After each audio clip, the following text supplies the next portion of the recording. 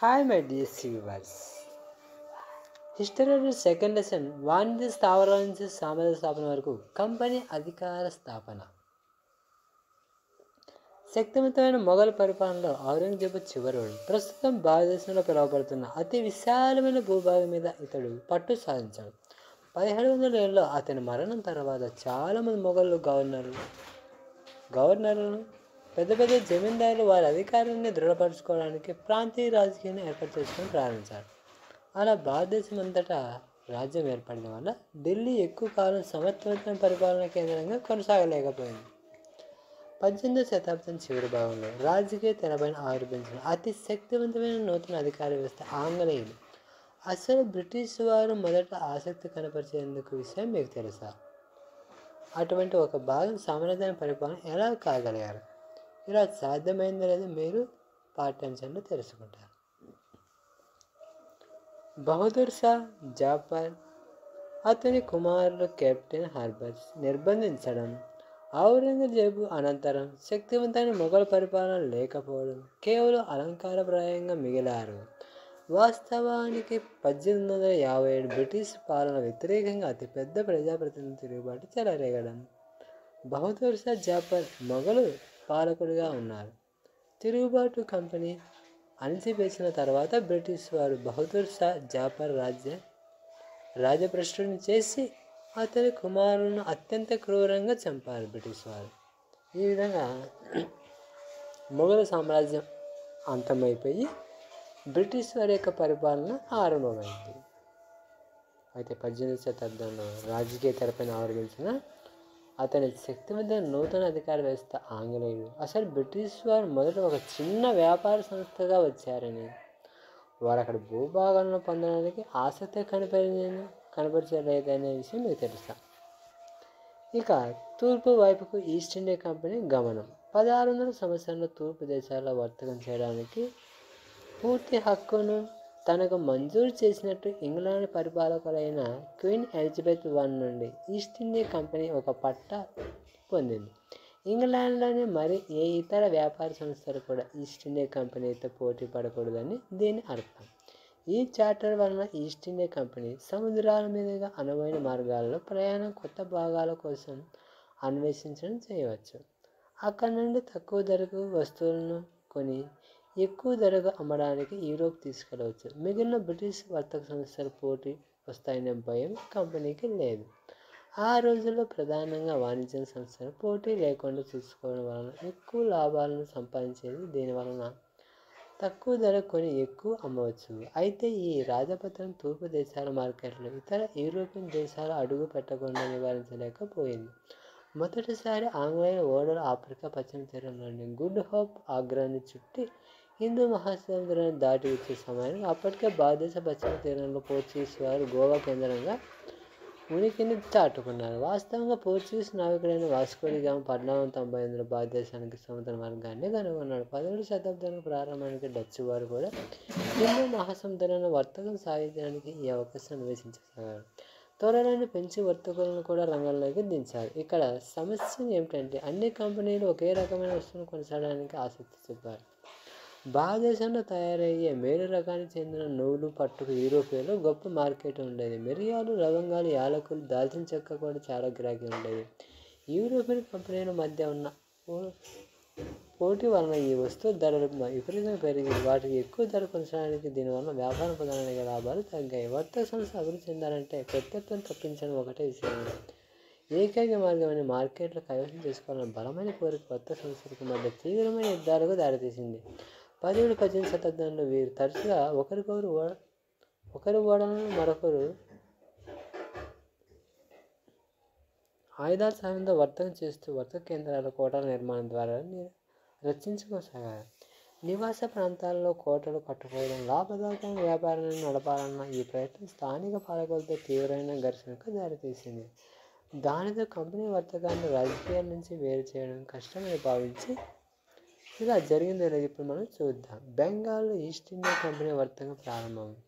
ఆంగ్లేయుల మొదటి కర్మాగారం 1651లో హుగ్లీ నది ఒడ్డున స్థాపించింది. ఈ రోజుల్లో క్రియాశీలకంగా ఉండి ఫ్యాక్టరీస్ పిలువబడే కంపెనీ వర్తకులను స్థావరంగా ఉండేది. ఈ కర్మాగారంలో ఎగుమతి చేసే వస్తువులు భద్రపరిచే గిడ్డంగి కంపెనీ అధికారులు కూర్చునే కార్యాలయాలు ఉండేవి.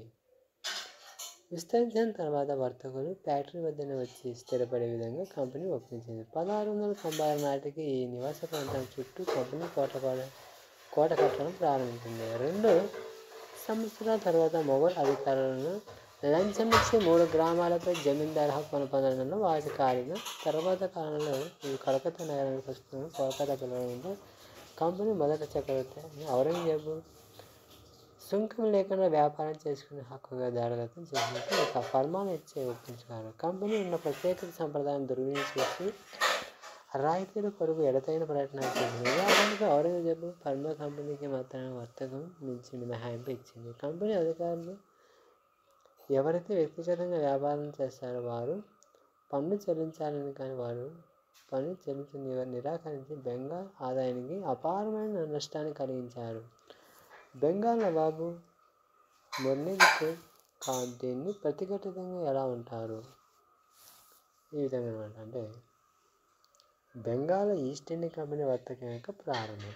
మరి బెంగాల్లో మన ఈస్ట్ ఇండియా కంపెనీ వర్తకం ఏమైనా ప్రారంభం. ఆంగ్ల మొదటికాల కర్మాగారం 1651 హుగ్లీ నది ఒడ్డున స్థాపించింది. మొదటి కర్మాగారం అనమాట. ఈ దగ్గర క్రియాశీలకంగా హుగ్లీ నది ఒడ్డున స్థాపించడం జరిగింది. హుగ్లీ నది ఒడ్డున హుగ్లీ అంటే ఇది కలకత్తాలో.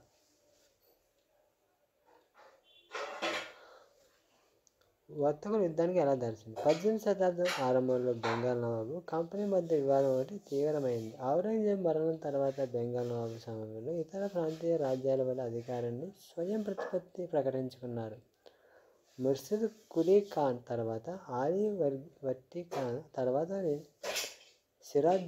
సిరాజ్దౌలా బెంగాల్ నవాబు అయ్యారు. వీరు ప్రతి ఒక్కరూ శక్తివంతుల పాలకులే. వీరు కంపెనీ రాయితీ ఇవ్వడానికి వ్యతిరేకించారు. కంపెనీ వర్తకం చేసుకునే హక్కును ఇచ్చినందుకు గాను భారీ మొత్తంలో కప్పం చెల్లించుకోవాల్సింది కోరారు. ఏ రకమైన నాణ్యములను ముద్రించడానికి అనుమతించలేదు. కోటను విస్తరించడానికి అడ్డగించారు. బెంగాల్ ప్రభుత్వానికి రావాల్సిన ఆదాయాలు భారీ మొత్తంలో కొల్లగొడుతుంది. నవాబు అధికారాన్ని విస్తరిస్తోందని కంపెనీ మీద నిందారోపణ చేశారు. కంపెనీ పన్నులు చెల్లించకుండా నవాబు అతని అధికారం మీద పరుస్తూ ఉత్తరాలు రాస్తూ ఉండేవారు. కంపెనీ కూడా దాని వంతుగా దాని స్థానిక అధికార అన్యాయమైన కోరికల వలన వర్తకం నాశనమవుతుంది. పన్నులు ఎత్తివేయడం వలన మాత్రమే వర్తకం వృద్ధి చెందుతుంది. కంపెనీ చెప్పసాగింది. వ్యాపారాన్ని పెంచుకోవాలంటే నివాస ప్రాంతాలు విస్తరించి చేసుకోవడానికి గ్రామాలను కొనాలని, మళ్ళీ కోటలను పునరుద్ధరించుకోవడానికి చెప్పసాగింది. ఈ విభేదాలు ఘర్షణకు దారితీసాయి. ప్రస్తుతం ప్లాసీ యుద్ధం సమయం తర్వాత ప్లాసీ యుద్ధం వచ్చేసి 1756లో ఆలీ వర్దీ ఖాన్ మరణానంతరం సిరాజ్దౌలా బెంగాల్ నవాబు అయ్యాడు. దీంతో అధికారాన్ని కంపెనీకి ఆందోళన చెందింది. స్వచ్ఛందంగా వర్తక రాజకీయ ప్రత్యేక సదుపాయాలు ఇవ్వడానికి సమర్థించే తోలుబొమ్మల పాలకుల కోసం కంపెనీ ఎదురు చూసింది, కానీ విజయవంతం కాలేదు. సిరాజ్దౌలా ప్రత్యర్థులతో ఒకరి నవాబు అవడానికి సహాయం చేయడానికి ప్రయత్నించింది. దీనితో కోపోద్రిక్తుడైన సిరాజ్దౌలా తన రాజ్యం యొక్క రాజకీయ వ్యవహారాల కంపెనీ జోక్యం మానుకోవాలని, కోట నిర్మాణం ఆపాలని, శిస్తు చెల్లించుకోవాలని చర్చ విఫలమైంది. విఫలం తర్వాత 30,000 మంది సైనికులతో కాసింజర్లో ఆంగ్లేయుల ఫ్యాక్టరీపై దాడి చేసింది. కంపెనీ అధికారులు పట్టుకుని గిడ్డంగి తాళం వేసి ఆంగ్లేయులను నిరాయుధుల కోసం నౌకలను దిగ్బంధించారు. తర్వాత కలకత్తాలో కంపెనీ కోటపైన ఎదురు చేసి కలకత్తాను బయలుదేరారు. కలకత్తా ఓటమి వార్త విన్న మద్రాసులో కంపెనీ అధికారులు రాబర్ట్ క్లైవ్ ఆధ్వర్యంలో నావికా దళాలతో కూడిన బలమైన స్థానాన్ని ఏర్పాటు చేసింది. సిరాజ్దౌలా సైనికాధిపతి అయిన మీర్ జాఫర్ యుద్ధాన్ని పాల్పంచుకోలేకపోవడం వల్ల నవాబు ఓటమి ప్రధాన కారకులైన ఒకటైన క్లైవ్ సిరాజ్దౌలాను అణచివేసి తర్వాత మీర్ జాఫర్ నవాబును చేస్తానని ఆశ చూపి వశపరుచుకున్నాడు. ఈస్ట్ ఇండియా కంపెనీ భారతదేశంలో సాధించిన మొదటి ఘన విజయం ప్లాసీ యుద్ధం ప్రసిద్ధి చెందింది. సంపదలకై వాగ్దానం. వర్తక ఈస్ట్ ఇండియా కంపెనీ యొక్క ప్రాదేశిక ఆశయాల్లో ఇంగ్లాండ్ అపనమ్మక సందేహంతో చూడబడ్డాయి. ప్లాసీ యుద్ధం తర్వాత రాబర్ట్ క్లైవ్ 1759 జనవరి 7వ తేదీన కలకత్తా నుండి ఆంగ్ల చక్రవర్తి ప్రధాన కార్యాలయంలో ఒకరైన విలియం పిట్కు లేఖ రాశారు. లోతుగా ఆలోచిస్తే ఒక వాణిజ్య కంపెనీకి విశాలమైన దేశం పైన సార్వభౌమికతను సంపాదించడం బహుశా చాలా కష్టమైన సాధ్యమే కాకపోవచ్చు. నా అంతటా నేనే గట్టిగా చెబుతున్నాను. సంపదలో తోలతూగుతున్న ఆ రాజ్యం సంపూర్ణ స్వాధీనం చేసుకోవడం కొంత కష్టమైన సాధ్య పనే కావచ్చు, లేదా ఏమాత్రం కష్టం కాకపోవచ్చు. 3 ప్రావిన్సులు స్వాధీనం చేసుకుని సంవత్సరానికి చెందిన విజయం స్టైర్లింగ్ ఆదాయం పొందాలా వద్దా అనే విషయంపై నిర్ణయం తీసుకోగలిగితే ప్రజల దృష్టిలో ఆకర్షించే ఒక పనిముట్టుగా ఉండండి. ఇక్కడ సామాన్య సభ మందిరం ఈస్ట్ ఇండియా కంపెనీ యాజమాన్యాన్ని సమావేశాలు ఈస్ట్ ఇండియా కంపెనీ కోసం లండన్లో జరిగే సమావేశంలో చిత్రాల్లో ఒకటి అన్నమాట. ఇదేమాట. హాయ్ మెడియేషన్స్. ఇలా మీరు ఈ చరిత్ర చదువుతారంటే మీకు జోకుట్టినట్టు జోలాలి అని నిద్ర రావచ్చు, కానీ ఇది ఇంట్రెస్ట్గా వింటే చాలా చాలా సూపర్గా ఉంటుంది. అసలు సిరాజుద్దౌలా సైనిక అధిపతుల వీరులు మీర్ జాఫర్ యుద్ధం పాల్పంచుకోకపోవడం అంటే ఇక్కడ ఉమ్మడి ఐక్యత లేకపోవడం వల్లే ఇండియా ఇంగ్లాండ్ వాళ్ళకు మంచి ఛాన్స్ దొరికిందనమాట. మొత్తం దేశాన్ని అంతా స్వాధీనపరచుకోవడానికి. అదే అంతా కలిసిమెలిసిగా ఉంటే బాగుంటుంది. ప్లాసీ యుద్ధంలో ఓడిపోయిన తర్వాత సిరాజుద్దౌలా హత్య చేయబడ్డాడు. ప్లాసీ యుద్ధంలో ఓడిపోయిన తర్వాత సిరాజుద్దౌలా హత్య చేయబడ్డాడు. మీర్ జాఫర్ నవాబ్ అయ్యాడు. అప్పటికి కూడా పరిపాలన బాధ్యత తీసుకోవడానికి కంపెనీ సుముఖంగా లేదు. దాని ప్రధాన ఉద్దేశం వ్యాపార విస్తరణ మాత్రమే. కంపెనీ ప్రత్యేక రాయితీ ఇవ్వడానికి దేశ పాలకులు అనుమతిస్తే భూభాగాన్ని ఆక్రమించవలసిన అవసరం లేదు. అది కష్టసాధ్యమైనది త్వరలోనే కంపెనీ కనుగొన్నది. ఎందుకంటే ఈ కీలుబొమ్మ నవాబు కూడా కంపెనీ కోరుకున్నట్టు ఎల్లప్పుడూ సహాయకారిగా ఉండేవారు. అన్నిటికీ మించిన వారు ప్రజలను గౌరవం పొందడానికి వారు హృదయంతో సార్వభౌమంతో కాపాడుకోవాలి. కంపెనీ ఏం చేయగలదు? మీర్ జాఫర్ ఎందుకు తిరిగినప్పుడు కంపెనీ అతన్ని తొలగించి అతని స్థానంలో నవాబు చేసినది. మీర్ కాసింను చేసినప్పుడు బాక్సర్ యుద్ధం 1764 వద్ద జరిగే యుద్ధంలో ఓడించి బెంగాల్ నుంచి తరిమేసి మీర్ జాఫర్ మరను నవాబు చేసింది. నవాబు ప్రతి నెల 5 లక్షలు చెల్లించవలసి ఉండేది. కానీ కంపెనీ యుద్ధాలు చేయడానికి అవసరమయ్యే ఖర్చు కోసం వర్తక అవసరాల కోసం తీర్చుకోవడం అతని ఖర్చుల కోసం ఎక్కువ డబ్బు చెల్లించాలని కోరింది. కంపెనీ మరింత రాబడి మరిన్ని భూభాగాన్ని ఆశించింది. మీర్ జాఫర్ 1765లో మరణించే వరకు కంపెనీ ఆలోచన మారింది. ఈ కీలుబొమ్మ నవాబులు పనిచేసే వైఫల్యం పొందలేకుంటే మనంతటా మనమే నవాబులను అవ్వాల్సిన అని క్లైవ్ ప్రకటించారు. చివరికి 1765లో మొఘల్ చక్రవర్తి కంపెనీ బెంగాల్ ఫ్రాంచైజీ దివాన్గా నియమించారు. కంపెనీ విస్తారమైన బెంగాల్ ఆదాయ వనరుగా ఉపయోగించుకోవాల్సిన ఈ దివాన్ అనుమతించింది. అది కంపెనీ ఎదుర్కొన్న ప్రధాన సమస్యను సమర్శించింది. కంపెనీ సైన్యాన్ని నిర్వహించాల్సింది కలకత్తాలో కార్యాలయం కోసం కోట నిర్మాణానికి అయ్యే ఖర్చుల కోసం ఉపయోగించే నవాబు. కంపెనీ అధికారులు సబాబ్స్ అవ్వడం, నవాబుగా ఉండడం అంటే ఏమిటి? కంపెనీ యొక్క అధికారం పొందడం దీని అర్థం. మరొక అర్థంగా ప్రతి కంపెనీ యొక్క నవాబు జీవించాలనే సంకల్పం కలిగించింది. 1733లో బెంగాల్ నవాబు ఆంగ్లేయ వ్యాపారుల గురించి ఈ విధంగా చెప్పారు. వారు మొదటిసారి భారతదేశానికి వచ్చినప్పుడు అప్పటి ప్రభుత్వాన్ని ఎంతో వినయపూర్వకంగా అభ్యర్థించారు. ఏంటంటే ఫ్యాక్టరీ కట్టుకోవడానికి చిన్న స్థలం కొనుక్కోవడానికి అనుకుంది. అయితే ఇప్పుడు వెంటనే మంజూరు కాలేదు. కానీ వారు బలమైన కోటని నిర్మించి దాని చుట్టూ ఒక పెద్ద నీటి వాగుని ఏర్పాటు చేసి దీనిని నదితో అనుసంధానం చేసి అలాగే కోట గోడ మీద ఎక్కువ మొత్తం తుపాకులు ఎక్కువ పెట్టారు ఏర్పాటు చేసింది. చాలా వ్యాపారులు తమ వద్దకు వచ్చి రక్షణ పొందాలని హడావిడి పెట్టారు. ₹1,00,000 రాబడి వసూలు చేసేవారు. దొంగలించారని దోపిడీ చేశారు. రాజు యొక్క ప్రజలను లింగ స్త్రీపురుషులు సొంత దేశానికి తరలించారు. వ్యూవర్స్, ఈ చరిత్ర చదువుతా అంటే ఇలా చాలా చాలా ఉంటుంది. ఓకే, మీరు చాలా ఇంట్రెస్ట్ పెట్టారు దీన్ని చూడండి. ప్లాసీ యుద్ధం తర్వాత భూమి పెద్ద మొత్తంలో డబ్బును కంపెనీ అధికారులకు వ్యక్తిగత బహుమతులుగా ఇవ్వాలని స్థానిక బెంగాల్ నవాబులు బలవంతం చేశారు. రాబర్ట్ క్లైవ్ స్వయం భారతదేశంలో గొప్ప సంపదగా కూడబెట్టారు. 1743లో ఇంగ్లాండ్లో మద్రాసు ప్రస్తుతం చెన్నై వచ్చేసి అతనికి వయసు 18 సంవత్సరాలు. 1760లో అతను భారతదేశానికి విడిచిపెట్టే నాటికి అతని సంపద విలువ $4 లక్షలు.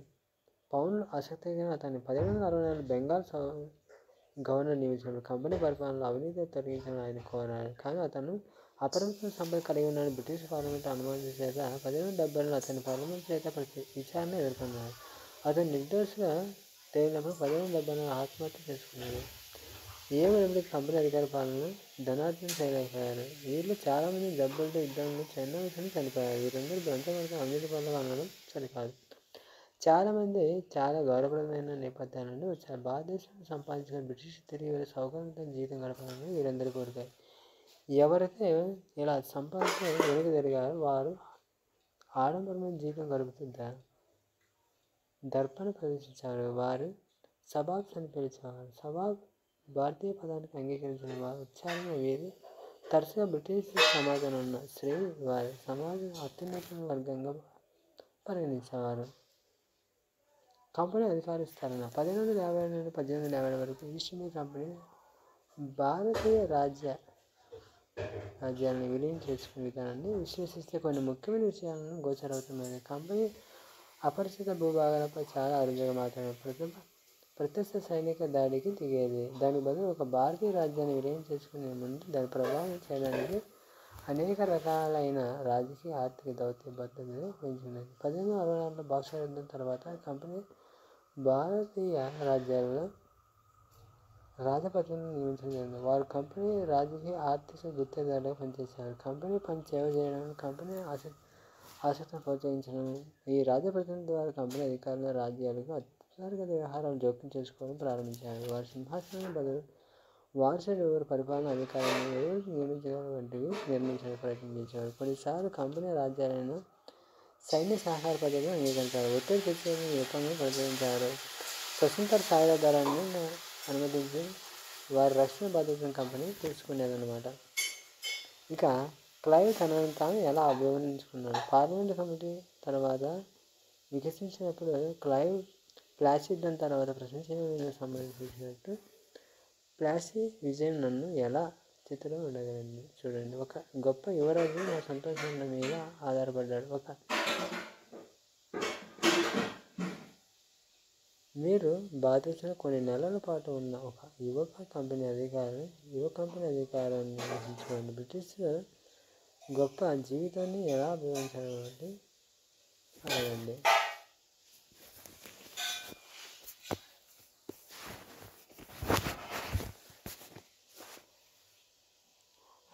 రక్షణ కల్పించడానికి అవసరమైన సైన్య సహకార పద్ధతికి గాను కొంత మొత్తం కంపెనీకి చెల్లించాల్సి ఉంటుంది. ఒకవేళ భారతీయ పాలకులు చెల్లించిన చేయదని విఫలమైతే భూభాగాన్ని కొంత భాగాన్ని పరిహారంగా తీసుకుంటారు. ఉదాహరణకు రిచర్డ్ వెల్లస్లీ గవర్నర్ తన జనరల్ 1795లో 1801 అవధ నవాబు సహకార సైన్య కొరకు చెల్లించవలసిన విషయంపై అతని భూభాగంలో సగం ఇవ్వవలసిందే ఒత్తిడి తెచ్చింది. హైదరాబాద్ విషయంలో కూడా అదేవిధంగా భూభాగాలను వదులుకునేలా ఒత్తిడి చేశారు.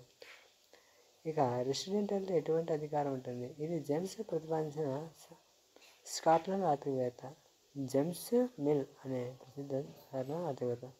రాజకీయ తత్వవేత్త కంపెనీ చెందిన నియమించబడిన రెసిడెంటల్ గురించి రాసిన మేము ఒక రెసిడెంట్ను నియమించాము. సో ఇక టిప్పు సుల్తాన్ మైసూరు పులి. కంపెనీ తన రాజకీయ ఆర్థిక ఆసక్తిని ముప్పు వాటిలను చూసి చివరి ప్రత్యక్ష సైనిక పోరాటాలను ఉపక్రమించింది. దీని రక్షణ దక్షిణ భారత రాష్ట్రమైన మైసూరు సంఘటన ఉదాహరణ తీసుకోవచ్చు. మైసూరు హైదరాబాద్ 1761 నుండి 1782 వరకు అతని కుమారుడైన ప్రసిద్ధ టిప్పు సుల్తాన్ 1782 నుండి 1799 వరకు శక్తివంతమైన పాలకుల నాయకత్వంలో బలమైన రాజ్యంగా ఎదిగింది. మలబార్ తీరంలో లాభదాయక వర్తకాన్ని మైసూరు రాజ్యం తన నియంత్రణలో ఉంచుకొని కంపెనీ వారు అక్కడి నుంచి మిరియాలు యాలకులు కొనుగోలు చేసేవారు. 1780 టిప్పు సుల్తాన్ అతని రాజ్యంలోని ఓడరేవుల ద్వారా చందనం, మిరియాలు, యాలకులు ఎగుమతి నిలిపివేసి తన స్థానిక వ్యాపార కంపెనీలతో వ్యాపారం చేయడానికి అనుమతించలేదు. ఇక్కడ టిప్పు సుల్తాన్ హైదరాబాద్ వచ్చేసి వాళ్ళ నాన్న టిప్పు సుల్తాన్ కొడుకు.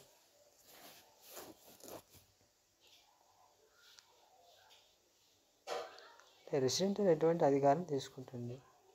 మేము ఒక రెసిడెంట్ని నియమించాం. దేశానికి అతన్ని నిజమైన రాజు. అతనికి ఎలాంటి జోక్యరహితమైన ఉత్తర్వులైనా ఇవ్వచ్చు. యువరాజు వాటిని నిజంగా విధేయత చూపించి రెసిడెంటల్ బ్రిటిష్ ప్రభుత్వానికి సంబంధించినవి ఎక్కువ జోక్యం చేసుకోకుండా చూసుకున్నంత వరకు ఇది బాగుంటుంది. కానీ ఇందుకు విరుద్ధమైన ఏదైనా జరిగిన వివరాలు తీసుకున్న చర్యను బ్రిటిష్ ప్రభుత్వం తప్పుగా భావిస్తే అప్పుడు ఘర్షణ స్పర్ధలు పడడం చూపేవి. బ్రిటిష్ రెసిడెంటల్ అధికార నవాబుల్లో సిరాజుద్దౌలా అతని కుమారులు చిత్రకారులు 1772లో బాక్సర్ యుద్ధం అనంతరం జరిగిన సంధుల వలన సిరాజుద్దౌలా అతని ఆధిపత్యాన్ని చాలా వరకు కోల్పోవాల్సి వచ్చిందన్నమాట. అయినప్పటికీ ఇక్కడ రెసిడెంటల్ కంటే అతనికి రాజధాని యొక్క దీని శోభను కనబరుచుకున్నారు. అతను భారతదేశంలో తన ఫ్రెంచి వారితో సత్సంబంధాలు ఏర్పాటు చేసుకునేవారు. అతని సహాయంతో సైన్యాన్ని ఆధునికపరుచుకున్నారు అన్నమాట. దీంతో బ్రిటిష్ వారు ఆగ్రహం కలిగించేవారు. హైదరాబాద్ టిప్పు సుల్తాన్ను దురాశపరులుగాను, పొగరబోతులుగాను, ప్రమాదకారులుగాను భావించి తన పాలకును నియంత్రించాలని అణచివేయాలని చూశారు. మైసూరు 4 యుద్ధాలు జరిగాయి. 1767-69, 1780-84, 1790-92 మరియు 1799లో చివరి అయిన శ్రీరంగపట్నం యుద్ధాలు మాత్రమే తుదకు కంపెనీ విజయం సాధించింది. టిప్పు సుల్తాన్ రాజధాని శ్రీరంగపట్నం రక్షించుకునే ప్రయత్నంలో చనిపోయాడు. మైసూరు పూర్వపు పాలక వంశమైన వడయార్ కింది రాజ్యం పైన సైన్య సహకార ఒప్పందాన్ని రుద్దబడింది. టిప్పు ఘన చరిత్ర. రాజుల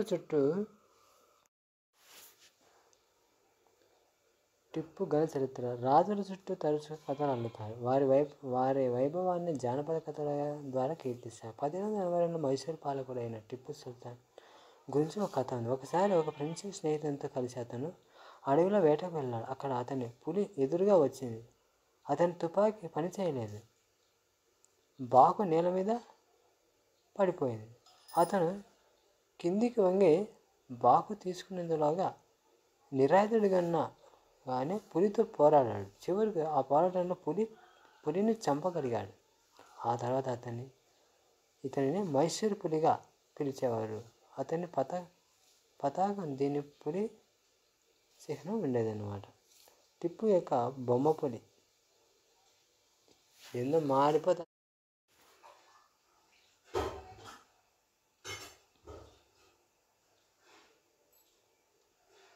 కారణం వారేసి టిప్పు సుల్తాన్ కొడుకును బందీలుగా స్వాగతం పలకడం 1880లో రెనియన్ ఓన్ చేసిన చిత్రపటం. కంపెనీ సేవలైన హైదర్ వలి ఉన్న టిప్పు సుల్తాన్ యుద్ధాలతో ఓడింపబడ్డాడు. కానీ 1890లో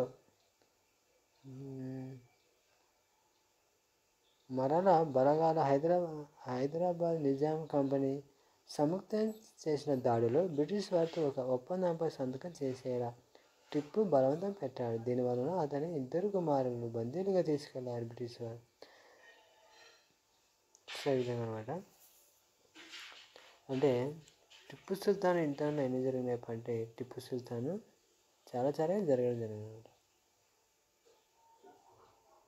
18వ శతాబ్దం మలిదశలో కంపెనీ మరలా అధికారాన్ని కూడా అరికట్టాలని క్రమంగా తుది ముట్టించాలని ప్రయత్నించింది. 1860లో మూడవ పానిపట్టు యుద్ధంలో ఓటమితో ఢిల్లీ నుంచి పాలించాలన్న మరాఠాల కళ చెదిరిపోతుంది.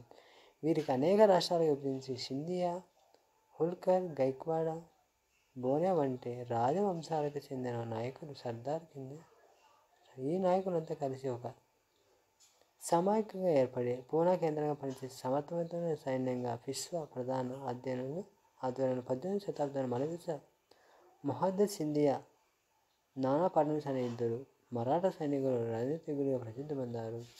మరాఠాల వరుస యుద్ధంలో అణచివేత 1842లో పల్వాయి ఒప్పందంలో మిగిల్చిన మొదటి యుద్ధంలో స్పష్టమైన విజేత లేరు. రెండవ ఆంగ్లో మరాఠా యుద్ధంలో 1803 5 విభాగాలు జరిగింది. దీని ఫలితంగా బ్రిటిష్ వారి ఒరిస్సా, ఆంధ్రతో సహా యమునకు ఉత్తరాన ఉన్న భూభాగాలను ఢిల్లీకి లభించాయి. తుదకు 3వ ఆంగ్లో మరాఠా యుద్ధంలో 1815-19లో మరాఠాల అధికారం నుంచి వేసి పిష్వాను తొలగించాలని కాన్పూర్ సమీపంలో బిరుకు భరణం ఇచ్చి పంపారు. ఇప్పుడు కూడా కంపెనీ వింధ్య పర్వతాలకు దక్షిణంగా ఉన్న ఈ భూభాగాలపై పూర్తి పట్టు సాధించింది. అత్యున్నత హోదా పొందడం 19వ శతాబ్దం ప్రారంభించి ప్రాజెక్టు విస్తరణ విషయంలో కంపెనీ దూకుడు విధానాన్ని అనుసరించి పైన పేర్కొన్న దాన్ని బట్టి స్పష్టమవుతోంది. లార్డ్ హేస్టింగ్స్ ఆధ్వర్యంలో గవర్నర్ జనరల్ 1813-1823 వరకు అత్యున్నత హోదా కూడా కొత్త విధానం మొదలైంది. అంటే భారతీయుల రాజ్యం కంటే తన అధికారమే అత్యున్నతమైన గొప్పదని ఇప్పుడు కంపెనీలు పేర్కొంది.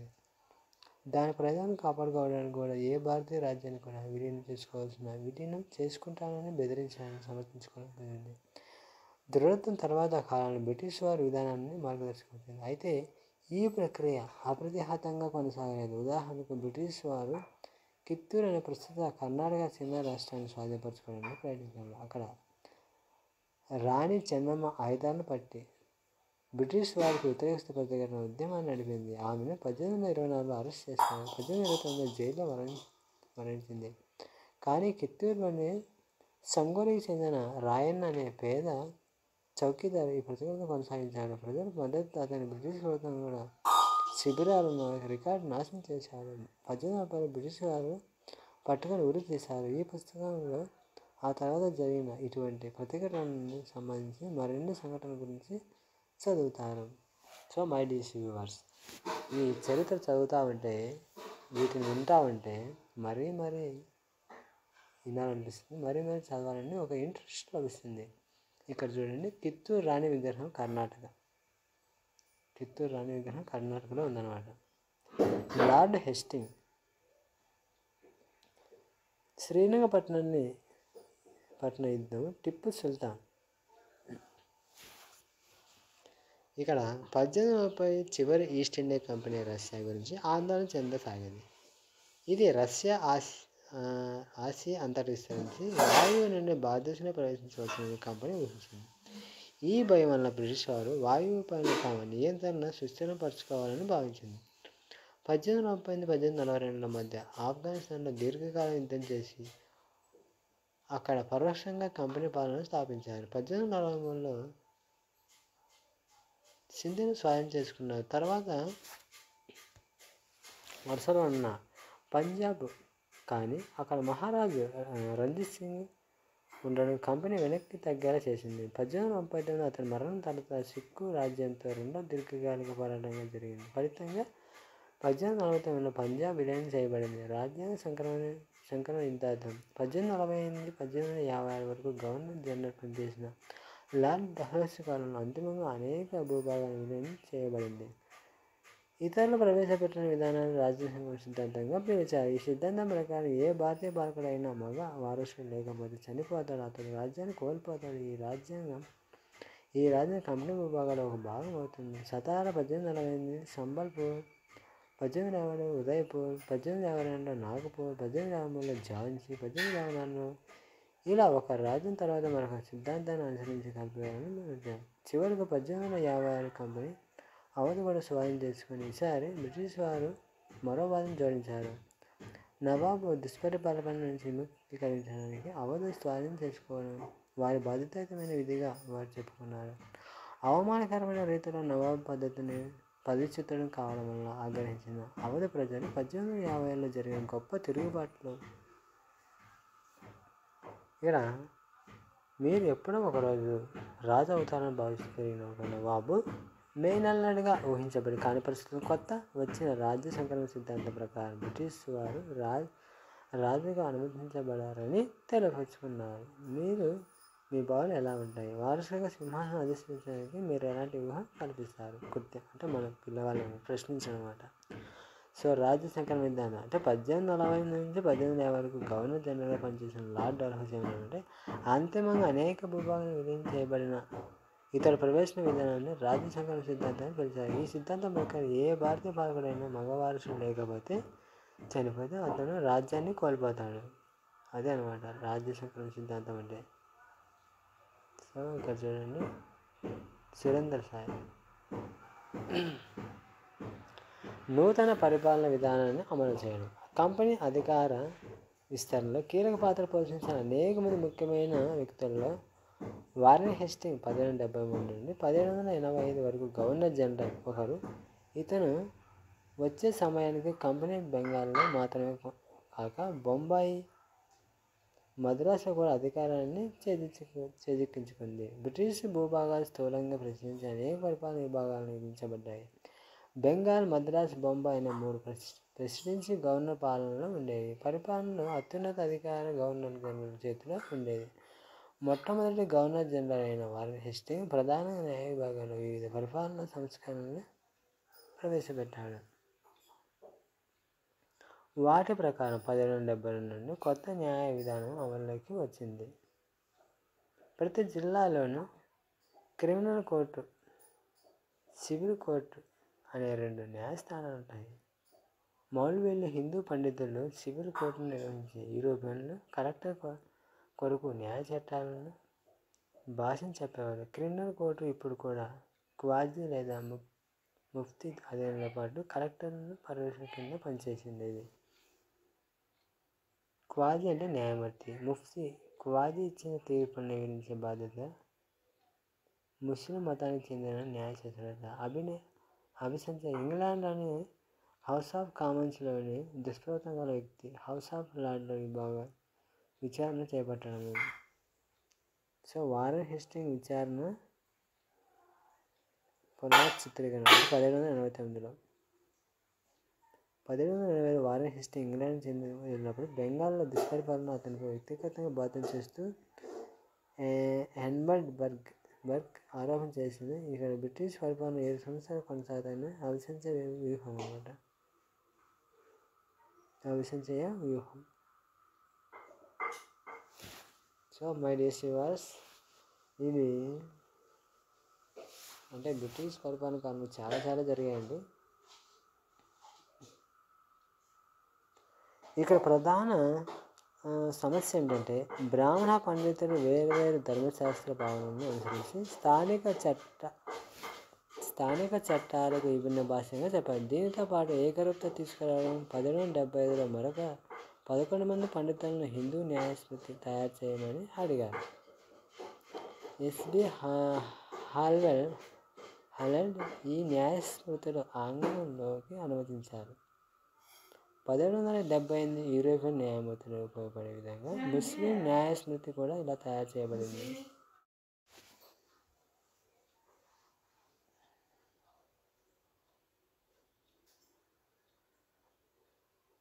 భారతదేశంలోని జిల్లాల ఉన్నతాధికారి కలెక్టర్ ఈ పేరును సూచిస్తున్నట్టుగా పన్ను శిస్తులు వసూలు చేయడం, న్యాయమూర్తులు పోలీసు అధికారులను బాగోగుల సహాయంతో శాంతి భద్రతగా కాపాడడం అతని ముఖ్యమైన పని. అతని కార్యాలయంలో కలెక్టర్ అధికారానికి వైభవానికి కొత్త కేంద్ర స్థానంగా మారి నెమ్మదిగా మునుపు అధికారుల కలవారి స్థానాలను భర్తీ చేయసాగింది. కంపెనీ సైన్యం భారతదేశంలో సలహా పరిపాలనా సంస్థాగరంలో కొన్ని కొత్త పోకడలను తీసుకువచ్చింది. కానీ దానికి శక్తి సైనిక బలం మీద ఆధారపడింది. మొఘల్ సైన్యం ప్రధానంగా అశ్విక దళ గుర్రం మీద నుంచి యుద్ధం చేయడంలో శిక్షణ పొందిన సైనికులు, పదాతి దళ అంటే సైనికులు కాలినడక సైనికులతో కూడా వచ్చి విలువిద్య కత్తిని ఉపయోగించడంలో శిక్షణ ఇవ్వబడేది. అశ్విక దళ సైన్యం ఆధిపత్యం కలిగి ఉండడంతో మొఘలు రాజ్యం శిక్షణ పొంది భారీ పదాతి దళం యొక్క అవసరం ఉందని అంతగా భావించేవారు కాదు. గ్రామీణ ప్రాంతాల్లో పెద్ద సంఖ్యలో సాయుధ రైతులను కలిగి ఉండడమే కాక స్థానిక జమీందారు మొఘలులు తరచుగా పదాతి దళ సైనికులను సమకూర్చుకునేవారు. అవధ్, బెంగాల్ వంటి మొఘలు వారసుల రాజ్య రైతులు తమ సైన్యంలోకి చేర్చుకొని వారి వ్యతిరేకమైన సైనిక శిక్షణ ఇవ్వడం ప్రారంభించే వలన 18వ శతాబ్దంలో ఒక మార్పు సంభవించింది. ఈస్ట్ ఇండియా కంపెనీ సిపాయి సైన్యానికి భారతీయ పదం సిసాహి నుండి అంటే సైనికుడు అర్థంగా సిసాహి అంటే సైనికుడు అని అర్థం పిలువబడే సైన్యాన్ని నియమించుకోవడానికి ప్రారంభించినప్పుడు ఈ పద్ధతి అనుసరించింది. 1820 నుంచి యుద్ధంలో సాంకేతిక మార్పుల కారణంగా కంపెనీ సైన్యంలో అశ్విక దళం అవసరం తగ్గింది. ఎందువలనంటే బ్రిటిష్ వారు బర్మా, ఆఫ్ఘనిస్తాన్, ఈజిప్ట్ దేశాల్లో పోరాడినప్పుడు అక్కడ సైనికులు భుజాన వేసుకొని మోసే తుపాకులు పౌడరు నింపి వెలిగించి పీల్చే పాతకాలపు తుపాకులను ఉపయోగించారు. కంపెనీ సైన్యంలో సైనికులు ఎక్కువగా భరోసా తరహాలో ఎక్కువగా ఐరోపా తరహా శిక్షణ పొంది రావడంతో పాటు సైనిక విన్యాసాలు క్రమశిక్షణ అతని ముందే కంటే ఎక్కువగా జీవితాలను శాసించసాగారు. సుశిక్షితులైన సైనికులు తయారు చేయడంలో కుల సామాజిక కట్టుబాట్లను విస్మరించిన సమస్యగా సృష్టించింది. వ్యక్తులు వారి కులమతాల భావాలను అంత సులభంగా విడవగలరా? కేవలం సైనికులే సమాజానికి సభ్యులు కదా. సిపాయిలు ఏమనుకున్నారని, మేము ఎవరేమన్నా అనే భావన అనగా వారి జీవితాలలో సంభవించిన మార్పులపై గుర్తింపులైన వారు ఎలా స్పందించారు? 1857 తిరుగుబాటు మన సిపాయిల పరిస్థితుల పట్ల ఒక సంగ్రహక అవలోకనం కలిగించింది. 5వ అధ్యాయంలో ఈ తిరుగుబాటు గురించి మీరు చదువుతారు. ముగింపు. ఈ విధంగా ఈస్ట్ ఇండియా కంపెనీ ఒక వ్యాపార సంస్థ నుండి ఒక ప్రదేశ వలన శక్తిగా రూపొందించి 19వ శతాబ్దం ప్రారంభంలో కొత్తగా ఆవిర్భవించిన యంత్రాలు రాక కూడా ఈ ప్రక్రియకు ఉపకరించింది. అప్పటి వరకు ఎక్కువ నుంచి అయిన భారతదేశానికి సముద్రం మీదుగా ప్రయాణించి చేరుకోవడానికి 6 నుండి 8 నెలల కాలం పట్టేది. ఆవిరి ఓడలు ఈ ప్రయాణానికి 3 వారాలు తగ్గించడం వలన ఎక్కువ మంది బ్రిటిష్ వారు ఎంతో దూరంలో ఉన్న భారతదేశానికి వారి కుటుంబాలతో సహా రావడానికి ఉపయోగపడింది. 1853 నుండి కంపెనీ భారతీయ ఉపఖండంలో దాదాపు 63% భూభాగం, 70% జనాభాపై ప్రత్యక్ష పాలన అమలులోకి వచ్చింది. మిగిలిన భూభాగాలను దేశ జనాభాపై దాన్ని పరోక్షంగా కలిపి ఈస్ట్ ఇండియా కంపెనీ వాస్తవంగా భారతదేశం మొత్తానికి అధికారం తెచ్చుకుంది. Hi my dear viewers. అంటే గతంలో జరిగిన బ్రిటిష్ వారి యొక్క పరిపాలన మన దేశంపై జరిగిన ప్రభావాలు ఇవన్నీ కొనసాగా మనం ఇంట్రెస్ట్గా వింటే వీటిలో అనేకంగా డిఎస్ ఎగ్జామ్ కలిగే అవకాశం ఉంది. సో ప్రతి ఒక్క డిఎస్ అభ్యర్థి కూడా వీటిని అవసరమైతే 2-3 సార్లు మనకు ఎన్నిసార్లు అవసరమైతే అన్నిసార్లు రివైండ్ చేసుకొని తిరిగి వింటూ ఆ బిట్స్ని మనము నేర్చుకోవాల్సిన అవసరం ఎంతైనా ఉంది. దీని ఒక కథలాగా వింటే చాలా ఇంట్రెస్ట్గా ఉంటుంది. ఇక్కడ దక్షిణాఫ్రికాలో బానిస వ్యాపారం. 17వ శతాబ్దంలో డచ్ వాణిజ్య నౌక ఆఫ్రికాకు చేరుకున్న త్వరలోనే బానిస వ్యాపారం ప్రారంభమైంది. ప్రజలు పట్టుకొని బంధించి బానిస మార్కెట్లో అమ్మేవారు. 1834లో బానిసత్వం అంతమయ్యే నాటికి ఆఫ్రికా దక్షిణ కొన అయిన కేప్ వద్ద 36,774 మంది ప్రైవేటు యజమానులు బానిసలు ఉన్నారు. 1824 కేప్ సందర్శకులు బానిసల వేలం వద్ద తమను చూస్తున్న దాని గురించి చలించిపోయేలా వర్తించారు. పశువులు, గొర్రెలు మొదలైన వాటిని వేలం ద్వారా విక్రయించాలని తెలుసు. మేము మా బండిని కోడెదూడల కోసం నిలిపాం. ఈ మందులో ఒక బానిస స్త్రీ, ఆమె 3 పిల్లలు కూడా ఉన్నారు. రైతులు వారి పశువులు తలలను పరీక్షించారు. వారు వేరువేరు కొనుగోలుదారులు విడివిడిగా అమ్మబడ్డారు. తల్లి కళ్ళ నీళ్ళు, ఆందోళన, ఉక్రోషం పిల్లల వైపు చూస్తూ హృదయ విదారకరమైన చూపు, నిరాడంబరమైన ఆ పేద పసిపిల్లల దుఃఖాలతో పరధ్యానంగా మౌనంగా ఉన్న ఆ తల్లిని అత్తుకుపోవడం చూసి వారికి ప్రేక్షక ముఖాల్లో విషాద ఛాయలున్న బదులు హాస్యధరణ కనిపించింది.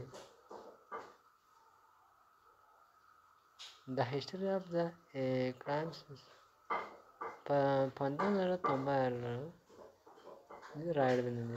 ఊహించుకోండి. 18వ శతాబ్దంలో. ఓకే మై డేస్ వ్యూవర్స్, ఈ పాఠం మీరు బాగా జాగ్రత్తగా చదివి బిట్స్ను మీరే ప్రిపేర్ చేసుకోవాల్సిందిగా మనవి. ఖచ్చితంగా మీరు గవర్నమెంట్ జాబ్ టీచర్ పోస్ట్ పొందగలరని ఆశిస్తున్నాను. నా వీడియోలను ఫాలో అవుతుండండి.